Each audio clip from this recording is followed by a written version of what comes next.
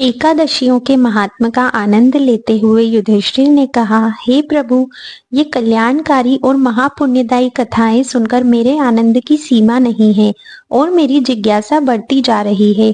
हे कमल नयन, अब आप मुझे श्रावण माह के शुक्ल पक्ष की एकादशी की कथा सुनाने की कृपा करें। इस एकादशी का क्या नाम है तथा इसके व्रत का क्या विधान है? इसमें किस देवता का पूजन किया जाता है और इस व्रत के करने से किस फल की प्राप्ति होती है? भगवान श्री कृष्ण ने कहा, हे युधिष्ठिर, श्रावण माह के शुक्ल पक्ष की एकादशी की कथा के श्रवण मात्र से ही अनंत यज्ञ का फल प्राप्त होता है। हे युधिष्ठिर, द्वापर युग के आरंभ में ही महिष्मति नाम की एक नगरी थी। उस नगरी में महाजीत नाम का एक राजा राज्य करता था। वह पुत्रहीन था, इसलिए वह सदा दुखी रहता था। उसे वह राज्य सुख और वैभव सभी कुछ बड़ा ही कष्टदायक प्रतीत होता था, क्योंकि पुत्र के बिना मनुष्य को इहलोक और परलोक दोनों में सुख प्राप्त नहीं होता है। राजा ने पुत्र प्राप्ति के लिए बहुत से उपाय किए, किंतु उसका हर उपाय निष्फल रहा। जैसे जैसे राजा महाजीत वृद्धावस्था की ओर बढ़ता जा रहा था, वैसे वैसे उसकी चिंता भी बढ़ती जा रही थी। एक दिन राजा ने अपनी सभा को संबोधित करके कहा, न तो मैंने अपने जीवन में कोई पाप किया है और न ही अन्याय पूर्वक प्रजा से धन एकत्रित किया है, न ही कभी प्रजा को कष्ट दिया है और न कभी देवता और ब्राह्मणों का निरादर किया है। मैंने प्रजा का सदैव अपने पुत्र की तरह पालन किया है, कभी किसी से ईर्ष्या भाव नहीं किया, सभी को एक समान समझा। मेरे राज्य में कानून भी ऐसे नहीं है जो प्रजा में अनावश्यक डर उत्पन्न करें। इस प्रकार धर्मयुक्त राज्य करने पर भी मैं इस समय अत्यंत कष्ट पा रहा हूँ। इसका क्या कारण है? मेरी समझ में कुछ नहीं आ रहा। आप इस पर विचार करें कि क्या कारण है और इसका क्या जीवन में इस कष्ट से मैं मुक्त हो पाऊंगा। राजा के इस कष्ट के निवारण के लिए मंत्री आदि वन को गए, ताकि वहां जाकर किसी ऋषि मुनि को राजा का दुख बताकर कोई समाधान पा सके। वन में जाकर उन्होंने श्रेष्ठ ऋषि मुनियों के दर्शन किए। उस वन में वयोवृद्ध और धर्म के ज्ञाता महर्षि लोमश भी रहते थे। वे सभी जन महर्षि लोमश के पास गए। उन सब ने महर्षि लोमश को दंडवत प्रणाम किया और उनके सन्मुख बैठ गए। महर्षि के दर्शन से सभी को बड़ी प्रसन्नता हुई और सबने महर्षि लोमश से प्रार्थना की कि हे देव, हमारे अहोभाग्य है कि हमें आपके दर्शन का सौभाग्य प्राप्त हुआ। मंत्री की बात सुन लोमश ऋषि ने कहा, हे मंत्रीवर, आप लोगों की विनम्रता और सद्व्यवहार से मैं अति प्रसन्न हूँ।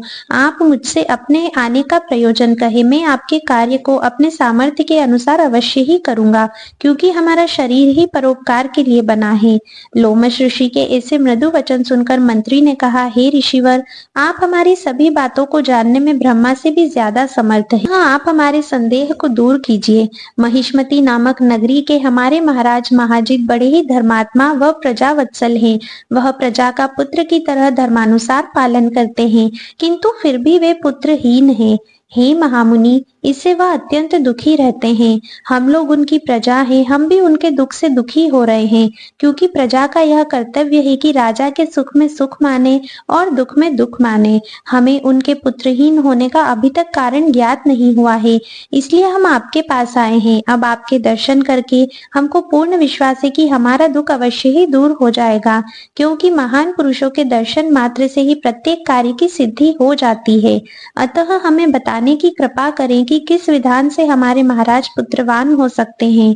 हे ऋषिवर, यह आपका हम पर व हमारे राज्य की प्रजा पर बड़ा ही उपकार होगा। ऐसी करुण प्रार्थना सुनकर लोमश ऋषि नेत्र बंद करके राजा के पूर्व जन्मों पर विचार करने लगे। कुछ पलों बाद उन्होंने विचार करके कहा, हे भद्रजनों, यह राजा पिछले जन्म में अत्यंत उद्दंड था तथा बुरे कर्म किया करता था। उस जन्म में यह एक गांव से दूसरे गांव में घूमा करता था। एक बार ज्येष्ठ माह के शुक्ल पक्ष की एकादशी के दिन की बात है।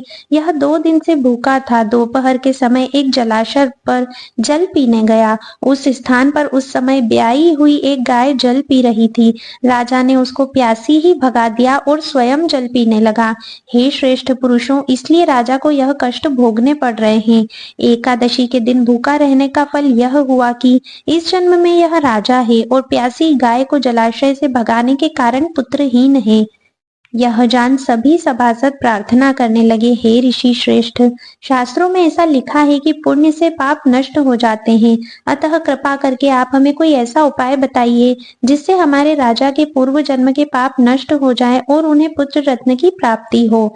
सभासदों की प्रार्थना सुनकर लोमश मुनि ने कहा, हे श्रेष्ठ पुरुषों, यदि तुम सब श्रावण माह के शुक्ल पक्ष की पुत्रदा एकादशी का व्रत और रात्रि जागरण करो और उस व्रत का फल राजा के निमित्त कर दो, तो तुम्हारे राजा के यहाँ पुत्र उत्पन्न होगा, राजा के सभी कष्टों का नाश हो जाएगा।